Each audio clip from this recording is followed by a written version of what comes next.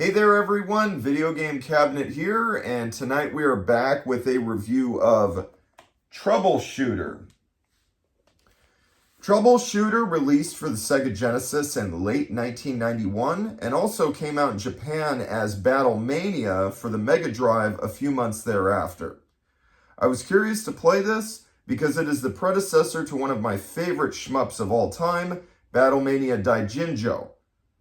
I beat Troubleshooter on normal mode yesterday and hard mode this morning. I thought it was a fun, anime-inspired shooter that laid the foundation for the series, even if I was a tad underwhelmed after playing its far superior sequel. Troubleshooter is a side-scrolling shmup where you control two females that both fire their cannons at the same time. The blonde always shoots forward, and you can switch the brunette between shooting forward and backward. This system works well with the enemies coming from either side of the screen. You can also choose one of 4 different special weapons that recharge quickly after each use, the Blizzard being my favorite. Part of the strategy in Troubleshooter is paying close attention to where the blonde is on screen at all times, because she is the only one with the hitbox that takes damage. Troubleshooter has an upbeat vibe with anime art style, which was refreshing back in the early 1990s. The cutscenes in between levels are nothing elaborate, but the in-game graphics and character sprites look good. Unfortunately, the sound design in this game is a bit weak. The sound effects are flat, and the music is just okay. The tunes get a little better in stages 4 and 5, but they are nothing to call home about. Troubleshooter is also fairly short and easy. As long as your girls are constantly firing and you remember to use your special weapon every so often, there won't be much trouble knocking this one out. It's not hard to remember the enemy placements, and the boss's patterns are ever so simple. Once you got the 6 levels down pat, a single run of the game only takes a cool half hour. And there is not much difference between the 3 difficulty options, so I did not have any problems finishing the game on both normal and hard after just a couple days of practice. While brief, I did enjoy my time with Troubleshooter. It can be seen as a more welcoming entry point to a genre that is known for its merciless difficulty. And the forward and back shooting mechanics are really helpful in the many pinches the game puts you in. This is a solid choice of shmup for fans of anime and girl power, despite paling in comparison to its sequel and other top-tier shooters of its time. I rate Troubleshooter a 7 out of 10. And that is my review. Yeah, this game was really quick to knock out. I wanted to play it real bad, like I said earlier in the review, because just shy of 4 years ago, I think it was like June of 2021 or so, I played the sequel, Battle Mania Daijinjo, which released in Japan only. This is one of my prized pieces in the whole collection. This game was phenomenal. I think I beat it on a repro cart, and then I ordered the authentic CIB.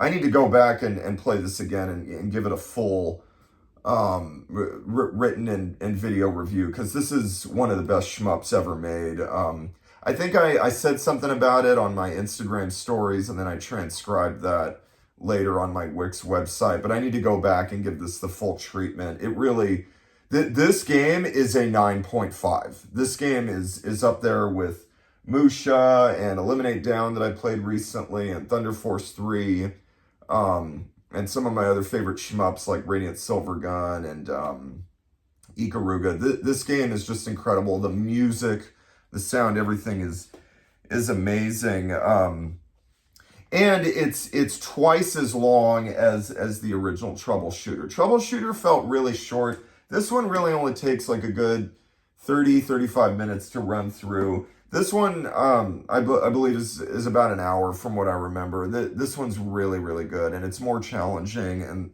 like I said, the music and the sound is not that great, in Troubleshooter, but the music in Battle Mania Daijinjo is some of the best I've heard on the Genesis or ever. I mean, I honestly listen to this soundtrack all the time in my car when I'm driving back home from work. So, but yeah, as far as Troubleshooter, I'm glad I finally got this one off the backlog. I was hoping it would be a little bit better. It is a good game. it's more than okay. I wasn't gonna go 6.65, but it's nowhere near as good as the sequel, which is a 9.5. And I can't even see myself giving this an 8. So I was thinking, yeah, 7 out of 10 is really dead on for this. Not even 7.5, 7.0 out of 10 is really what this game deserves. I mean, it was good. The anime and girl power vibes with it, I think, were actually pretty unique for 1991. Oddly enough, this came out first in America and then a few months later in Japan, I think early 92, according to Wikipedia. But yeah, still a good game. I enjoyed it. I played a bit on easy and then I put it on normal, beat that yesterday, and then this morning I put it on hard. There's not that much difference between the three difficulty options. So this one was pretty easy to knock out. And maybe for people trying to get into the shmup genre, this is a really good entry point because it's easy, and it's got cool graphics and stuff. But anyways, so those are my thoughts. Quick review, 7 out of 10 for Troubleshooter, and have a good night.